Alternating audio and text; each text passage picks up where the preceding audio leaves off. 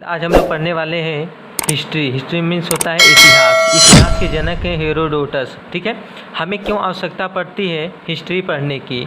तो बीते हुए समय का क्रमबद्ध अध्ययन करना क्या कहलाता है? हिस्ट्री यानी इतिहास कहलाता है।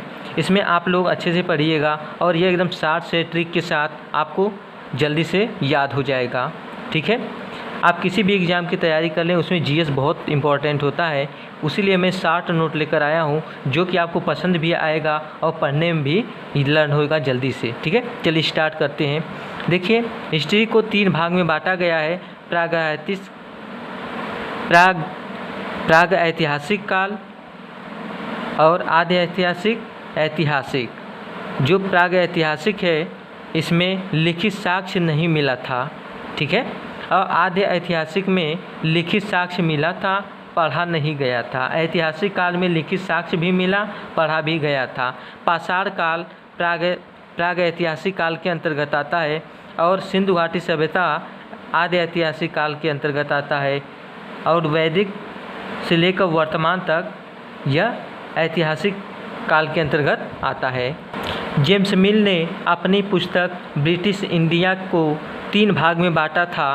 प्राचीन भारत का इतिहास, जिसे एशियंट हिस्ट्री कहते हैं, मध्यकालीन भारत का इतिहास मेडुअल हिस्ट्री और आधुनिक भारत का इतिहास मॉडर्न हिस्ट्री। तो हम लोग पढ़ेंगे एशियंट हिस्ट्री। ठीक है, प्राचीन इतिहास। चलिए देखते हैं। पाषाण काल। पाषाण काल को 3 भागों में बांटा गया है। पूर्व पाषाण काल, मध्य पाषाण काल, नव या उच्च पाषाण काल। ठीक है, पूर्व पाषाण काल को अंग्रेजी में करते हैं पैलियोलिथिक और मध्य पाषाण काल को मेसोलिथिक, नव या उच्च पाषाण काल को नियोलिथिक। ठीक है, अब देखिए पूर्व पाषाण काल में क्या हुआ था। यहाँ पर शिकार करना था, चित्रकारी के साक्ष्य मिले, हैंडिक्स मिले, आँख की खोज पूर्व पाषाण काल में हुई थी। ठीक है, और कुत्ता पालने की साक्ष्य मिला था। यह कहाँ पर है? सोहन, नर्मदा, बेलन नदी घाटी, मध्य प्रदेश के भीमबेटका में मिलता है। और मध्य पाषाण काल में देखेंगे पशुपालन, मीट खाना और दूध पीना पशुओं का मध्य प्रदेश के आदमगढ़ व राजस्थान के नागौर से साक्ष्य मिला था। नोट में करके लिखेंगे, नागौर से प्रथम पंचायती व्यवस्था आरंभ हुआ था 2 अक्टूबर 1959 को।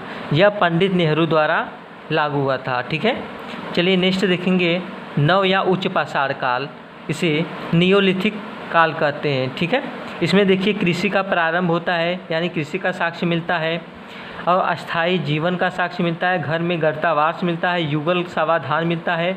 युगल मीन्स पति पत्नी का सावधान। ठीक है, मानव के साथ कुत्ता दफनाने का साक्ष्य मिलता है। कहाँ से? जम्मू कश्मीर के बुर्जहोम व गुफक राल से।